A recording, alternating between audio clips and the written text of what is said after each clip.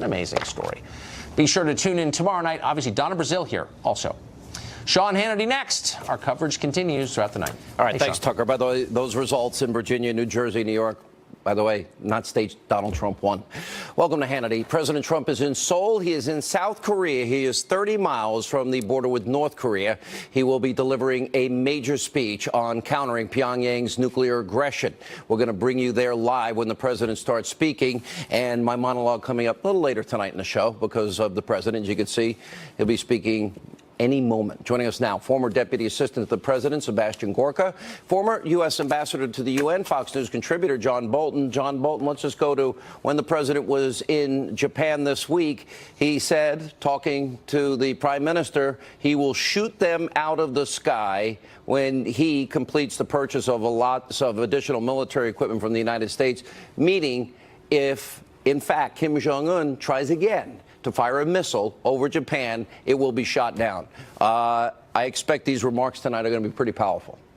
Yeah, the president has several audiences to address here, as he does in virtually everything he says on this trip, China being the most important. But he has a very difficult task before him tonight. He's got to square a circle, in effect. He's got to say, as president, he will do what is necessary to defend America from the North Korean threat, but he also wants to say that he wants to stand with our allies in South Korea. He doesn't want any daylight between us. South Korea is politically very divided on the North Korea question. This is a hard one. I note the press reporting, by the way, the president did try to go to the demilitarized zone, but they warned him away because of the weather. President Moon, the South Korean president, already there. I wish he had made it, but I think he can make up for it tonight with a strong speech. Sebastian Gorka, I think Ambassador Bolton's right. This is threading a needle. There are multiple audiences here. Obviously, the world audience, obviously South Korea, and there is an audience in North Korea tonight. Will he use the term rocket man? I don't think he'll use that term tonight, but the ambassador's absolutely right. A couple of clear messages will be sent tonight. I know the Asia team at the NSC, it's probably one of the strongest teams inside the Trump National Security Council. Message number one, this is not an interventionist president, but he's not an isolationist. The key message for the whole Asia trip, Sean, is to reassure our allies, to reassure our partners like South Korea, to say that every relationship we have not only stands, but under this White House it will become even stronger, and that countries like North Korea will not be allowed to threaten them, and that countries like China have to act differently. So it's about reassurance, it's about economics, it's about making sure our alliances and our partnerships are stronger than ever, Sean. You know, I've always said, Ambassador, there are not a lot of good options here because we don't know what's on the launching pad. We don't know what that missile is carrying. And if we don't know, that represents an entire clear and present danger to the free world. There's got to get to a point here. I think the president's right. I believe that probably the next step is going to be to take one of those missiles off the launch pad or take it out of the sky. It's going to have to happen. But if we have to strike, we'll win. But the danger to South Korea is immeasurable. You're talking about hundreds of thousands of people or more that could die here if, in fact, they hit a nuclear site, nuclear fallout. If he launches weapons from other sites we may not even know about into Japan or to Guam or to maybe even China. Well, the president has inherited a desperate situation without much time because of 25 years of failure of prior presidents, as Susan Rice, Obama's national security advisor, acknowledged just a few weeks ago. And that's why this speech in South Korea is so important. I think we could effectively take out at least the sites we know involved in the missile side, the nuclear side. The real problem, however we were to do that, the real problem is the North Korean terrorist threat to retaliate by attacking the suburbs of Seoul. So any U.S. use of force against the North Korean nuclear program would have to also try and take out that retaliatory capability. And nobody wants this to come through military force, but the president was very clear at the United Nations in September when he said, with respect to North Korea, denuclearization is the only way forward. Yeah. You know, by the way, we're looking now, we're waiting the president's address to the Korean National Assembly. The president has, in fact, he is in the building. It's going to be any moment now. I want to talk about the China component to all of this. Geopolitically, this is their region of the world, Dr. Gorka. I know that the president has said, and it was obvious through their meetings that went on, supposed to be a half hour, went on for hours and hours, but the relationship with China seems to be better. They seem to take some steps. They stopped importing, or they stopped exporting, for example, to North Korea certain items. And we know that they are actually now importing some coal, for example, from the United States. But it really is in their hands, a lot of this responsibility, our allies in the region. So what's China's role?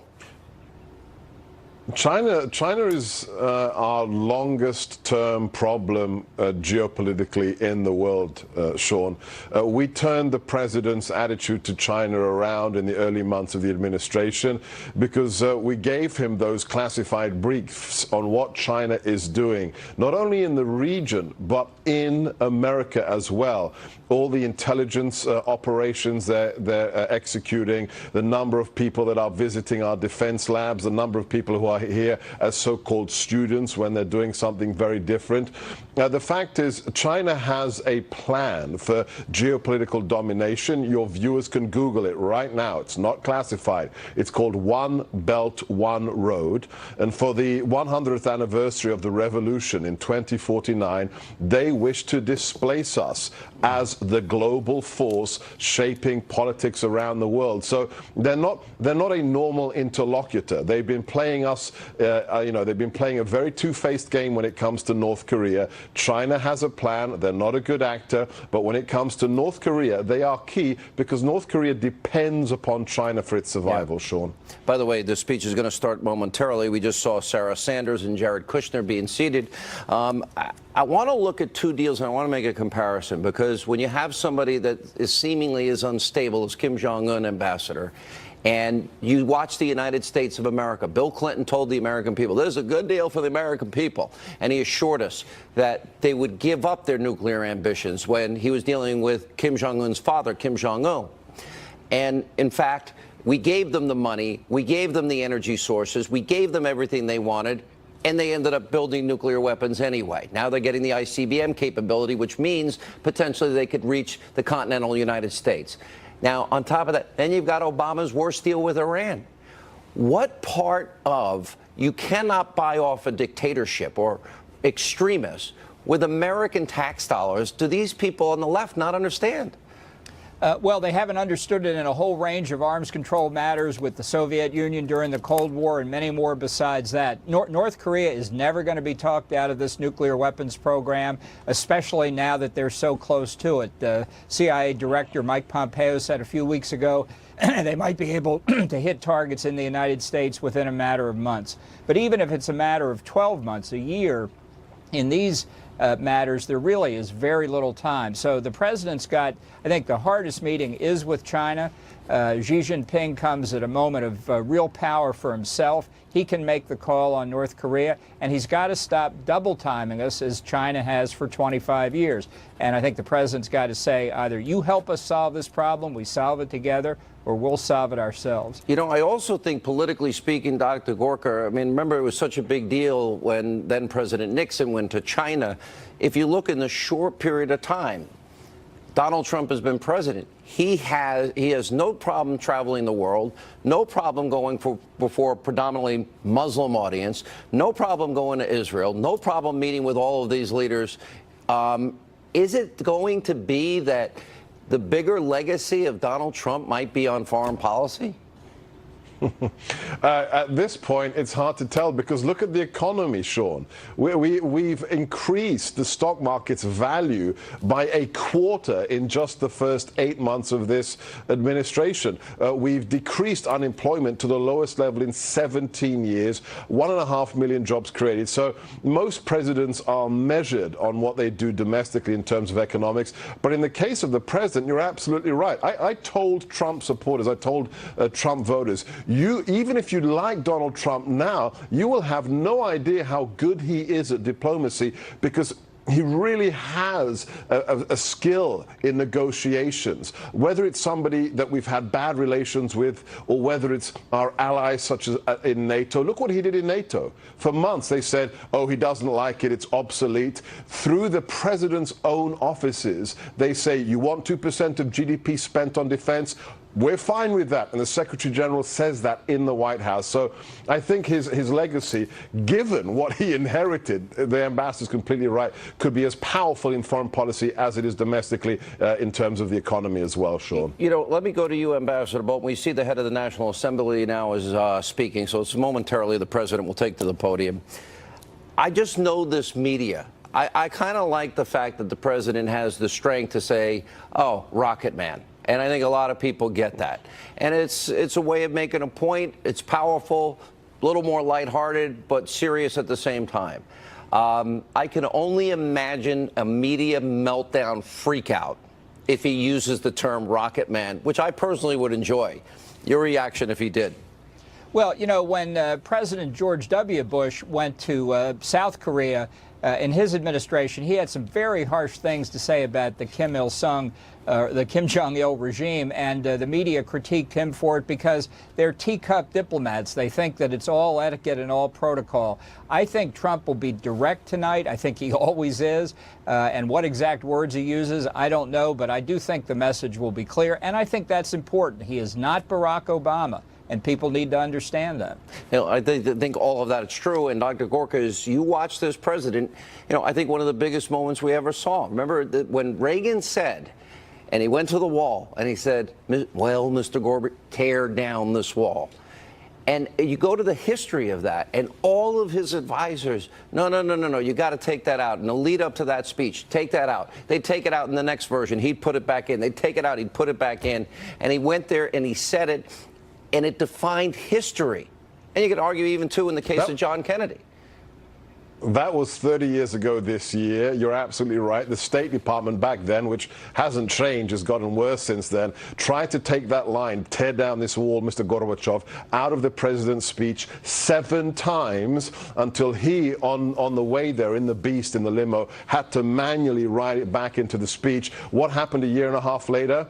The Berlin Wall fell down, and the anniversary is 2 days from now. Tomorrow we have the anniversary of the election. On November the 9th, we have our victory against communism and the breach of the Berlin Wall. So yes, this is, Reagan was a rank outsider. Nobody took him seriously. This president is also an outsider, and he's shaking the system, and it's about time too. You know, there's this world reluctance and resistance, Ambassador, to sanctions and ideas that would work and isolation.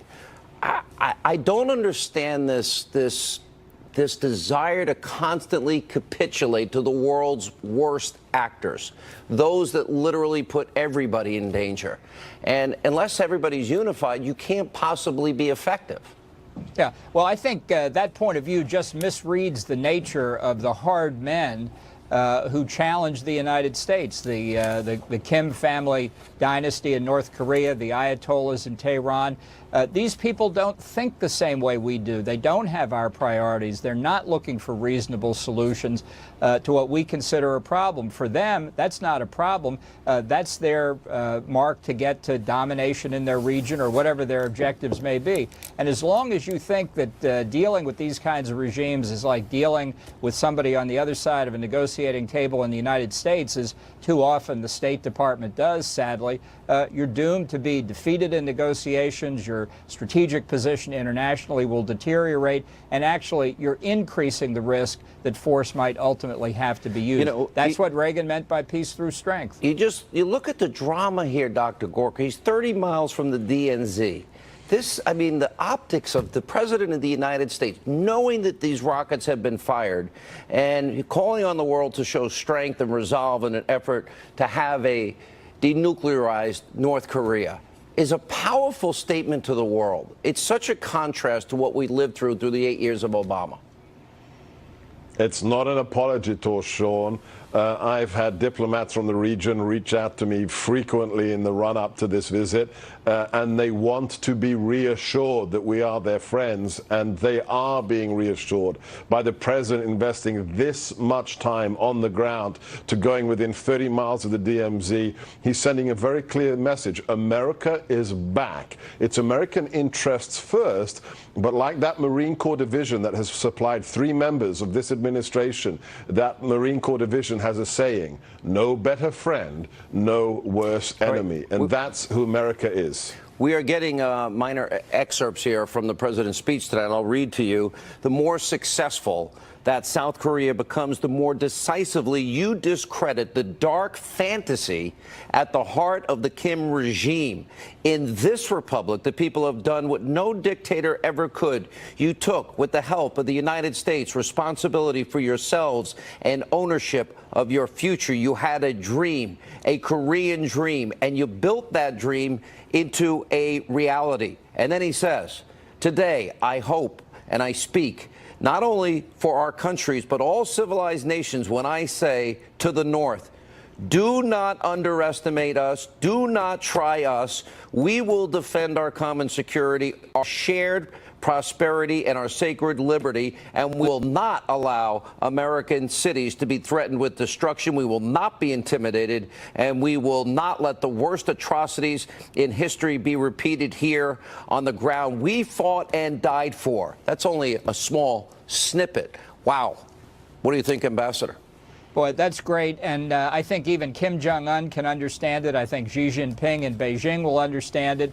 It's a tribute to the people of South Korea. It emphasizes the strength of our alliance, the fact we have fought together back beginning in 1950 when the North Koreans invaded, and we now see an even more threatening challenge worldwide today. So if it's more like that in the speech, I think it will be very powerful. Yuri, I have more. Hang on one second, Dr. Gorka, as it comes in here. The world cannot tolerate the menace of a rogue regime that threatens it with nuclear devastation. All responsible nations must join forces, isolate this brutal regime in North Korea to deny it from any support, supply, or acceptance.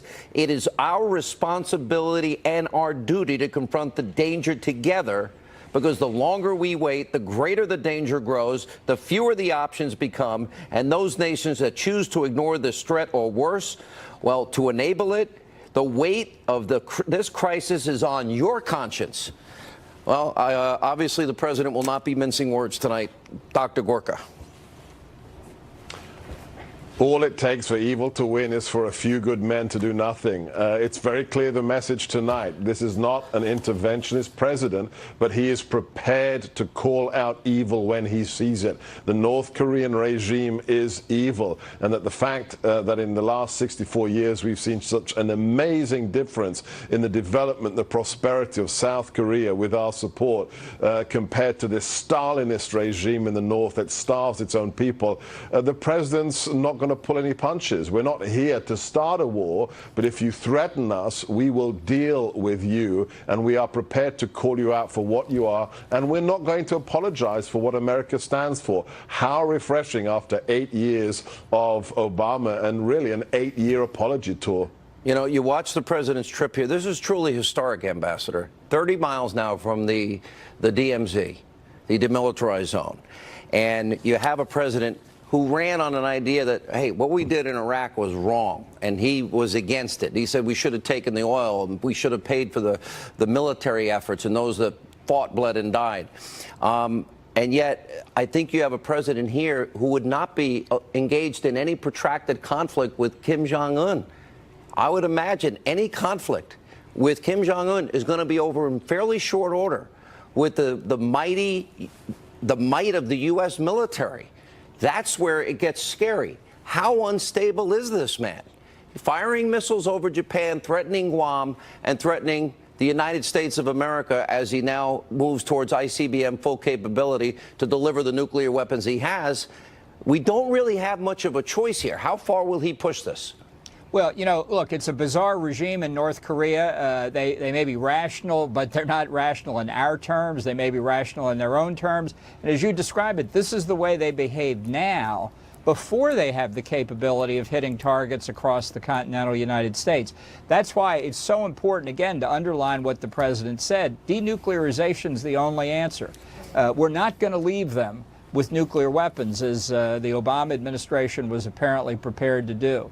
So obviously everybody would prefer to have that done peacefully, but as with Iran, it's the same kind of calculus. I really think the president understands the threat of nuclear, chemical, and biological weapons probably better than anybody in his administration. That's why he fired the cruise missiles at Syria when they crossed Barack Obama's red line. That's why he's as strong as he is in dealing with North Korea and Iran. I think we'll hear more of that tonight, too. You know, as the many times that I've interviewed the president as candidate and now as president, I want to go back to this idea. He does not believe in long, protracted conflicts. Sebastian Gorka.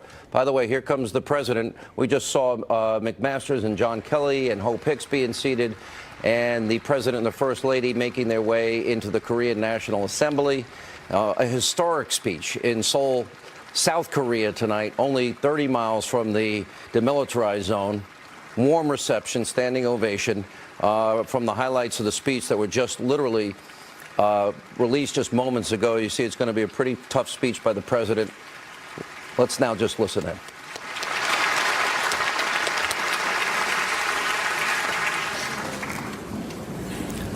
Your Excellency, President Donald Trump and Madame First Lady, official U.S. delegates, distinguished guests from home and abroad, including diplomatic corps in Korea and members of the National Assembly. As Speaker of the National Assembly and on behalf of the Korean people, I extend my heartfelt welcome to the visit by President Donald Trump and First Lady Mrs. Melania Trump to the National Assembly. Mr. President and Mrs. Trump, you are the first U.S. president in 25 years to make a state visit to Korea, representing the United States of America as a great country and Korea's enduring and long-standing ally. And your speech to the National Assembly today marks the first speech to the Korean Parliament by the U.S. president in 24 years. It is an incredibly great honor and privilege to welcome you at the National Assembly on your first Asia tour in the first year of your administration. I believe that the presence of Mr. Trump and Mrs. Trump here at this gathering reaffirms the steadfastness and the great significance of our K-US alliance. Mr. President and Mrs. Trump, distinguished guests, members of the National Assembly, Korea's remarkable transformation from an aid recipient to a donor country was achieved on the basis of the blood shed by our two peoples who fought side by side during the Korean War and the rock-solid Korea-US alliance.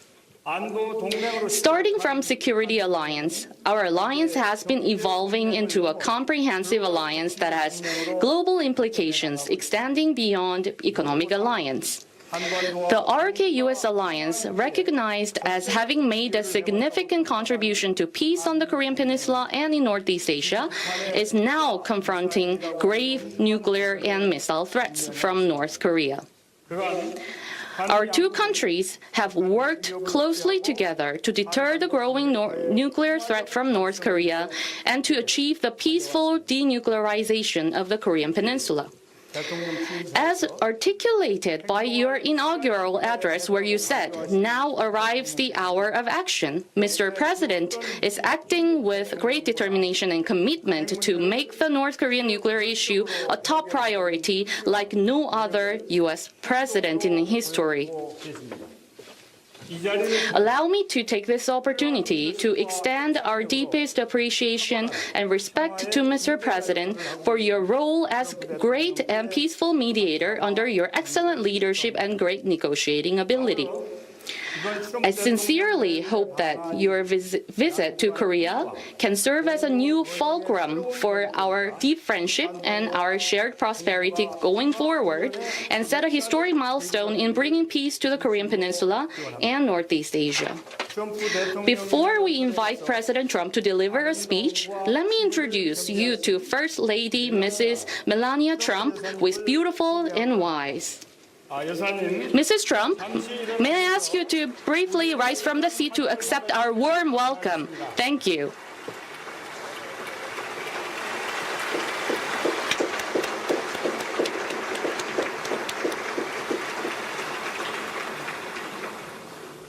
Now, let me introduce you to the leader of the world, the President of the United States of America, Donald Trump.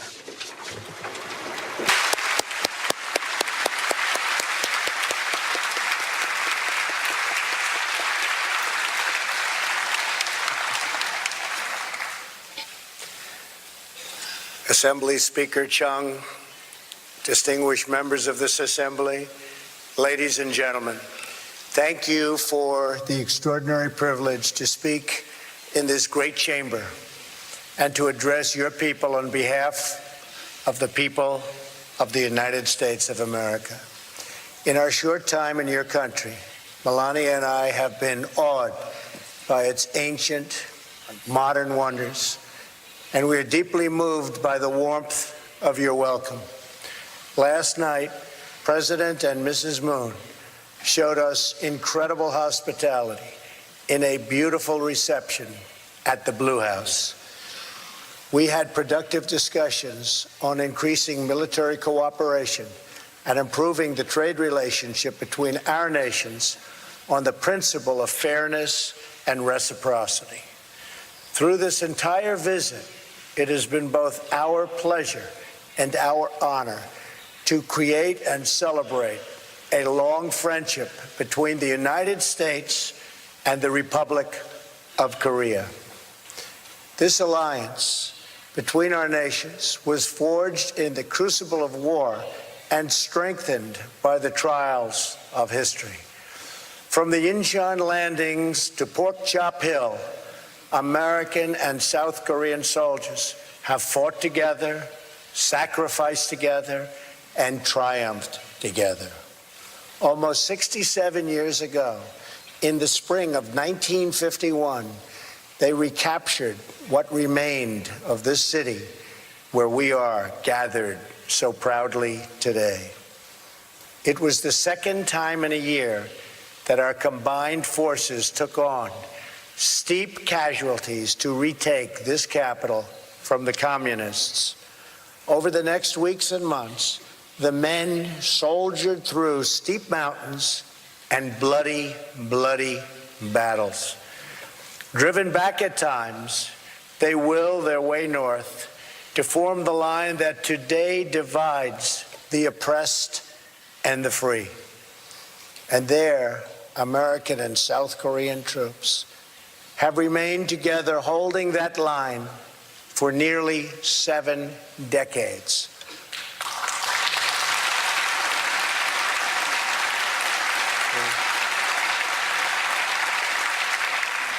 By the time the armistice was signed in 1953, more than 36,000 Americans had died in the Korean War, with more than 100,000 others very badly wounded. They are heroes, and we honor them. We also honor and remember the terrible price the people of your country paid for their freedom. You lost hundreds of thousands of brave soldiers and countless innocent civilians in that gruesome war. Much of this great city of Seoul was reduced to rubble. Large portions of the country were scarred, severely, severely hurt by this horrible war. The economy of this nation was demolished. But as the entire world knows, over the next 2 generations, something miraculous happened on the southern half of this peninsula. Family by family, city by city, the people of South Korea built this country into what is today one of the great nations of the world, and I congratulate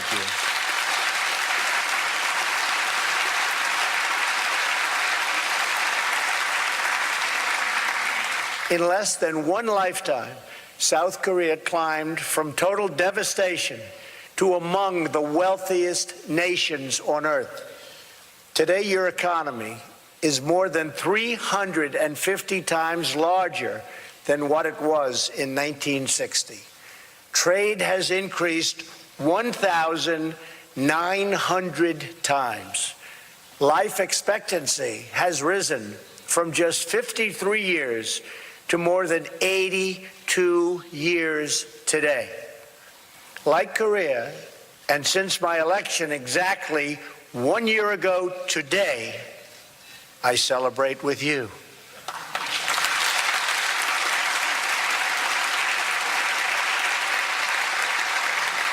The United States is going through something of a miracle itself. Our stock market is at an all-time high. Unemployment is at a 17-year low. We are defeating ISIS. We are strengthening our judiciary, including a brilliant Supreme Court justice, and on and on and on. Currently stationed in the vicinity of this peninsula are the 3 largest aircraft carriers in the world, loaded to the maximum with magnificent F-35 and F-18 fighter jets.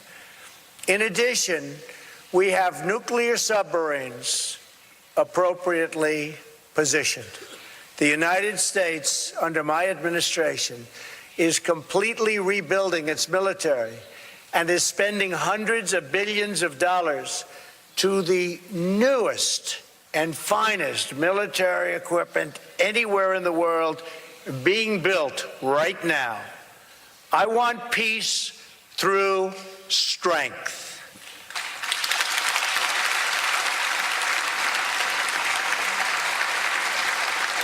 We are helping the Republic of Korea far beyond what any other country has ever done. And in the end, we will work things out far better than anybody understands or can even appreciate.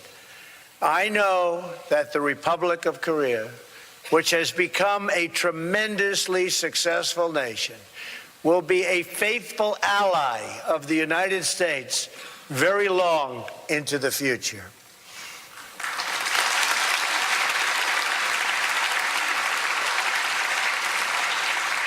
What you have built is truly an inspiration. Your economic transformation was linked to a political one. The proud, sovereign, and independent people of your nation demanded the right to govern themselves. You secured free parliamentary elections in 1988, the same year you hosted your first Olympics. Soon after, you elected your first civilian president in more than 3 decades. And when the republic you won faced financial crisis, you lined up by the millions to give your most prized possessions, your wedding rings, heirlooms, and gold luck keys, to restore the promise of a better future for your children.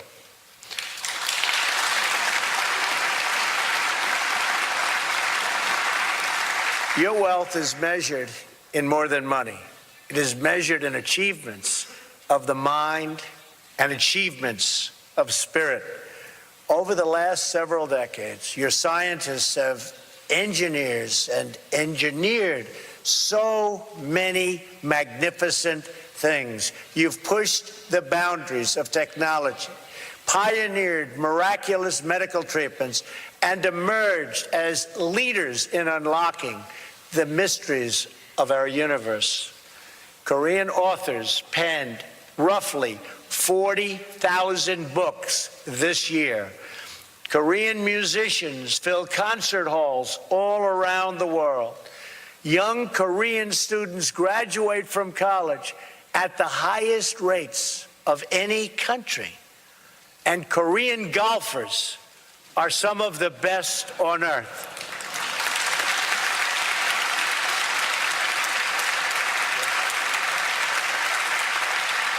In fact, and you know what I'm going to say, the women's U.S. Open was held this year at Trump National Golf Club in Bedminster, New Jersey, and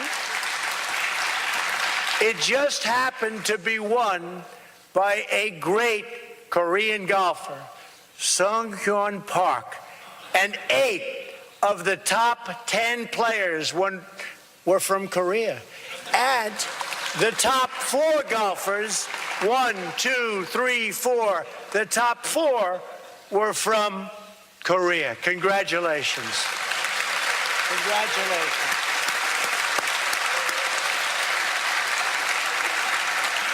And that's something. That is really something. Here in Seoul, architectural wonders like the 63 building and the Lotte World Tower, very beautiful, grace the sky and house the workers of many growing industries. Your citizens now help to feed the hungry, fight terrorism, and solve problems all over the world. And in a few months, you will host the world, and you will do a magnificent job at the 23rd Olympic Winter Games. Good luck.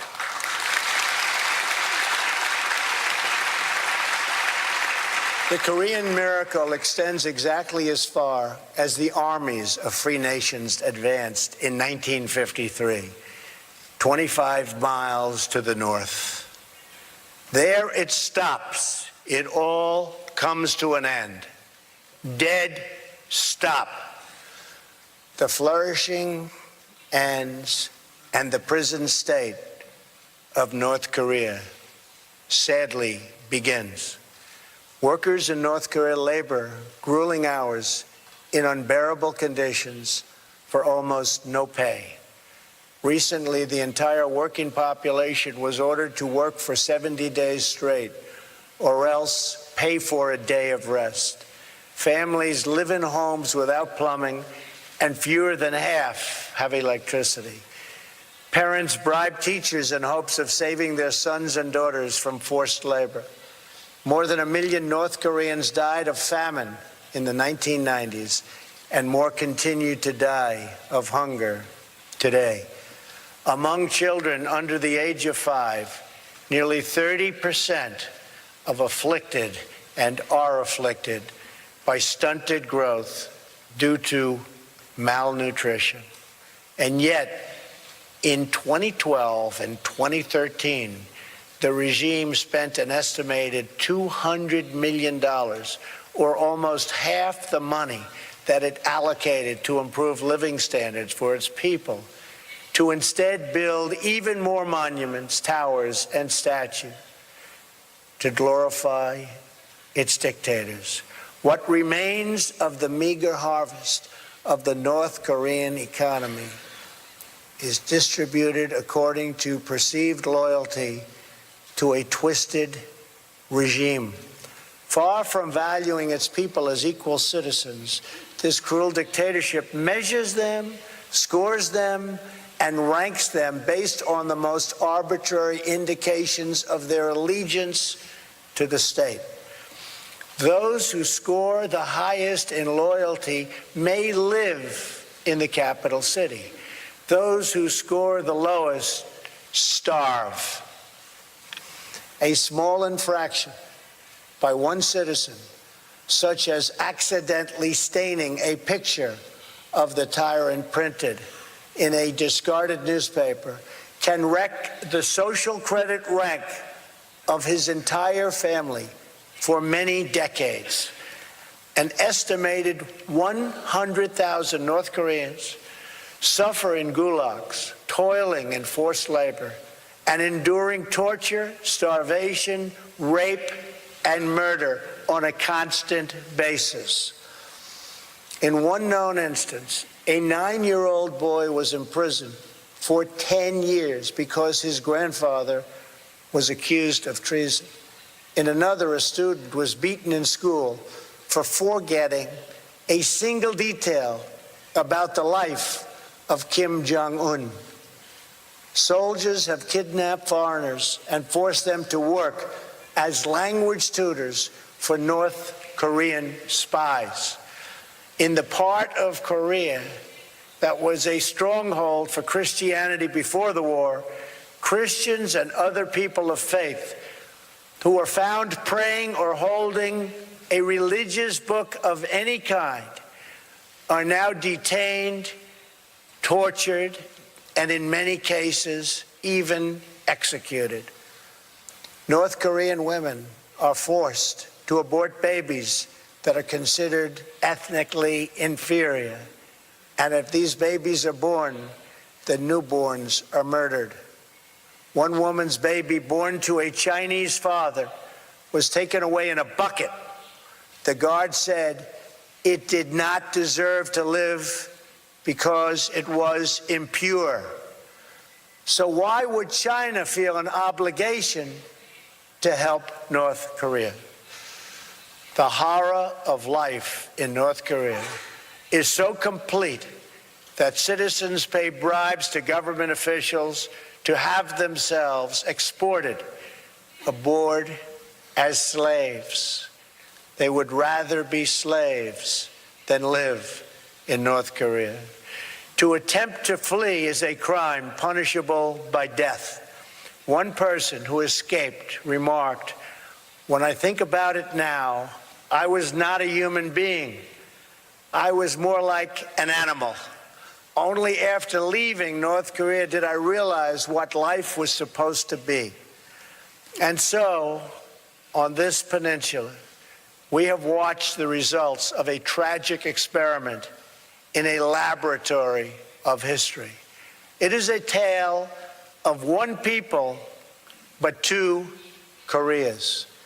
One Korea in which the people took control of their lives and their country and chose a future of freedom and justice, of civilization and incredible achievement.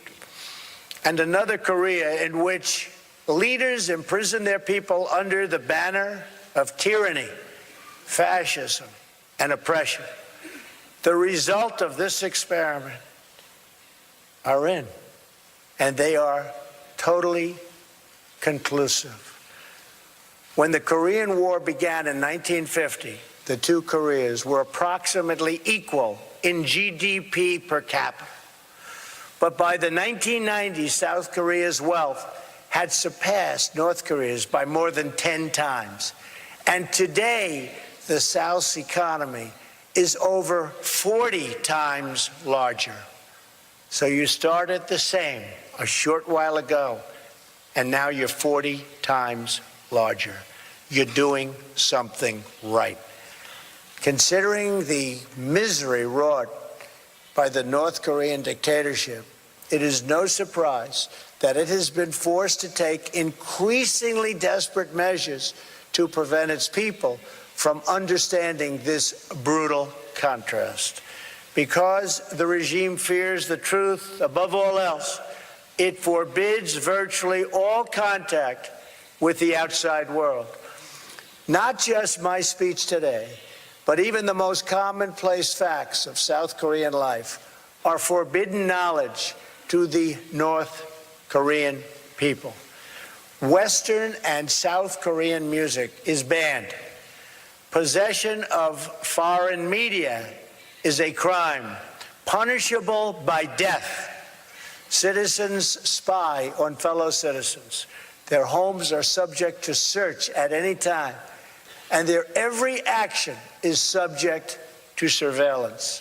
In place of a vibrant society, the people of North Korea are bombarded by state propaganda practically every waking hour of the day. North Korea is a country ruled as a cult. At the center of this military cult is a deranged belief in the leader's destiny to rule as parent protector over a conquered Korean peninsula and an enslaved Korean people. The more successful South Korea becomes, the more decisively you discredit the dark fantasy at the heart of the Kim regime. In this way, the very existence of a thriving South Korean republic threatens the very survival of the North Korean dictatorship. This city and this assembly are living proof that a free and independent Korea not only can, but does stand strong, sovereign, and proud among the nations of the world.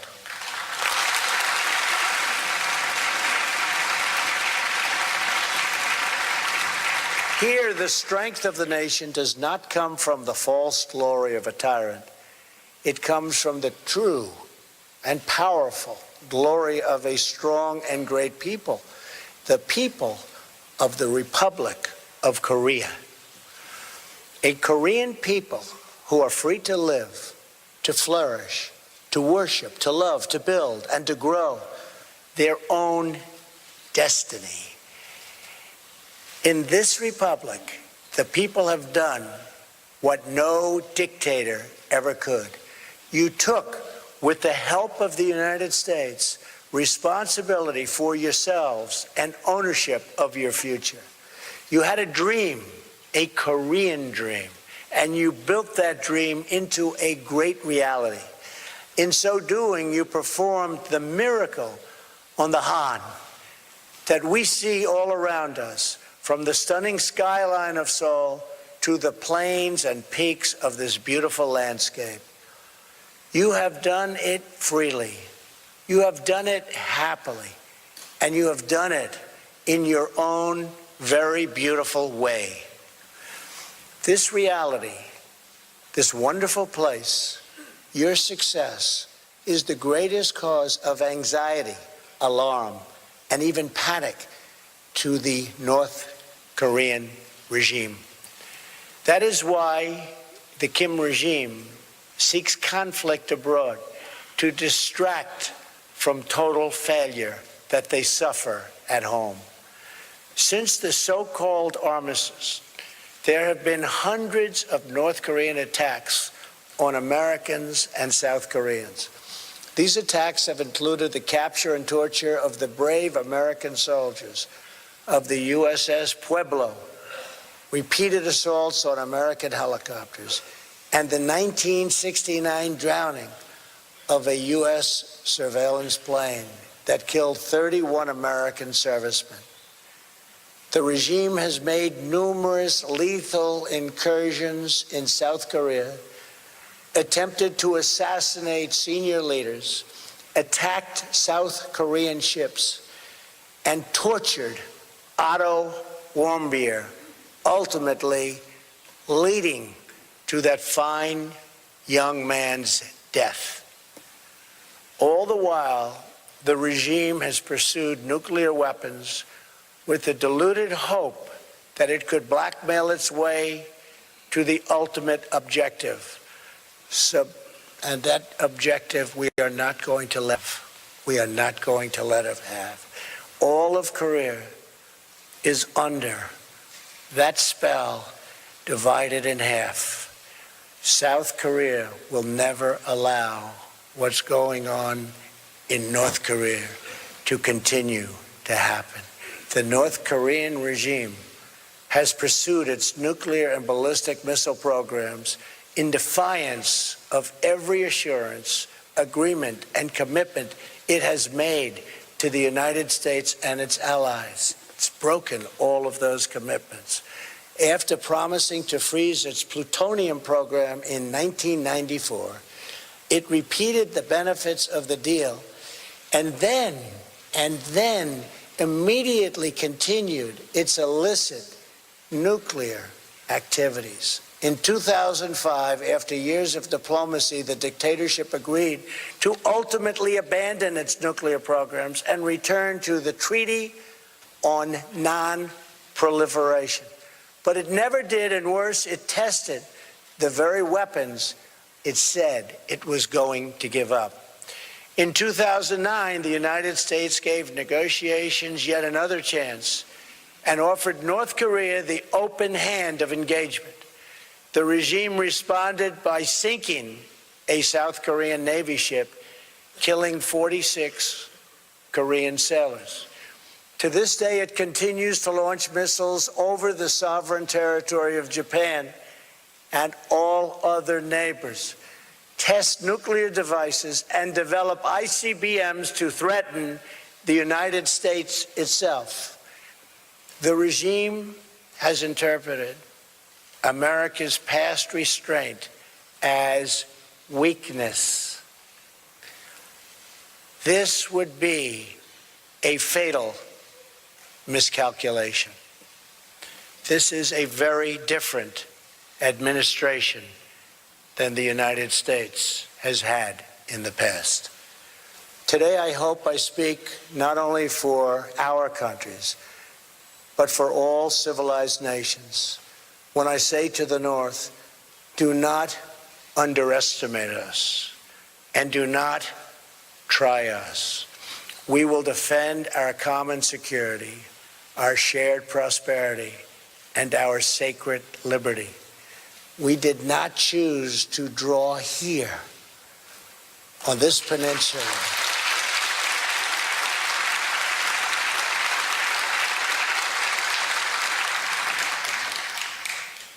This magnificent peninsula, the thin line of civilization that runs around the world and down through time. But here it was drawn, and here it remains to this day. It is the line between peace and war, between decency and depravity, between law and tyranny, between hope and total despair. It is a line that has been drawn many times in many places throughout history. To hold that line is a choice free nations have always had to make.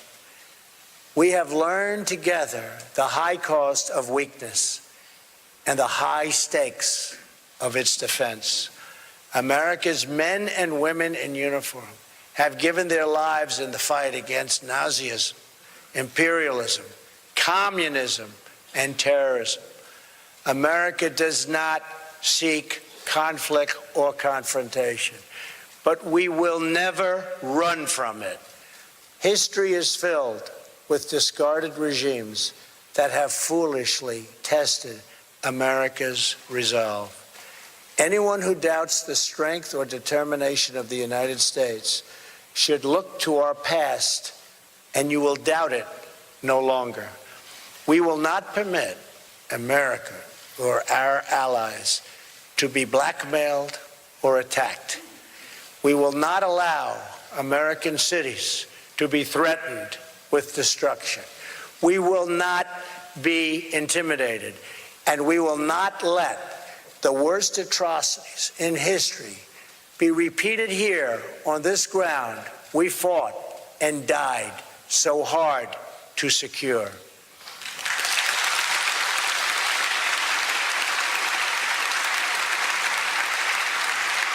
That is why I come here, to the heart of a free and flourishing Korea, with a message for the peace-loving nations of the world.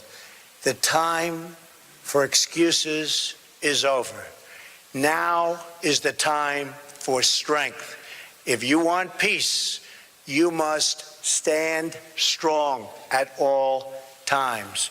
The world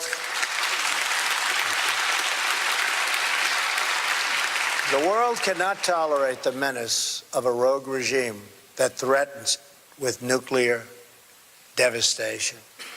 All responsible nations must join forces to isolate the brutal regime of North Korea, to deny it, and any form of it, You cannot support, you cannot supply, you cannot accept. We call on every nation, including China and Russia, to fully implement UN Security Council resolutions, downgrade diplomatic relations with the regime, and sever all ties of trade and technology. It is our responsibility and our duty to confront this danger together, because the longer we wait, the greater the danger grows and the fewer the options become.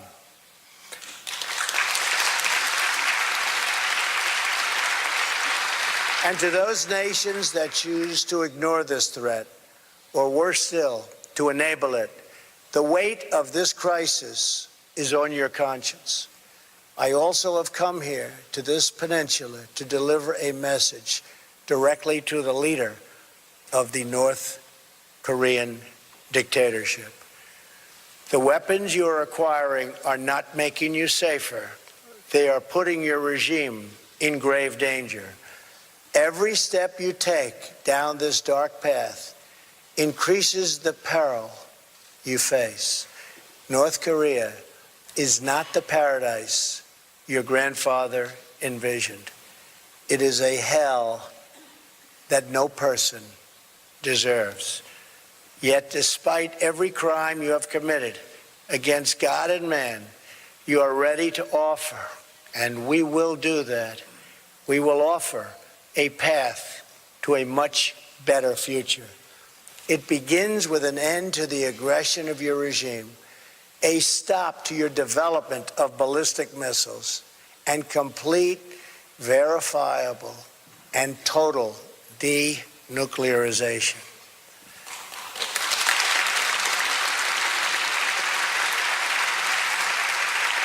A skytop view of this peninsula shows a nation of dazzling light in the south and a mass of impenetrable darkness in the north.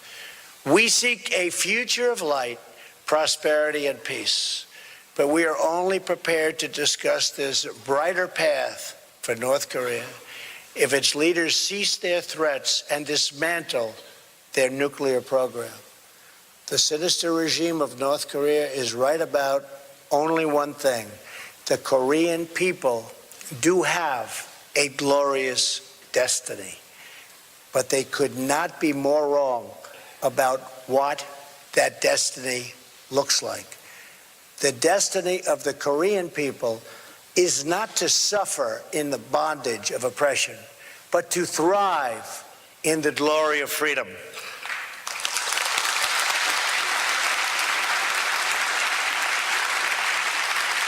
What South Koreans have achieved on this peninsula is more than a victory for your nation.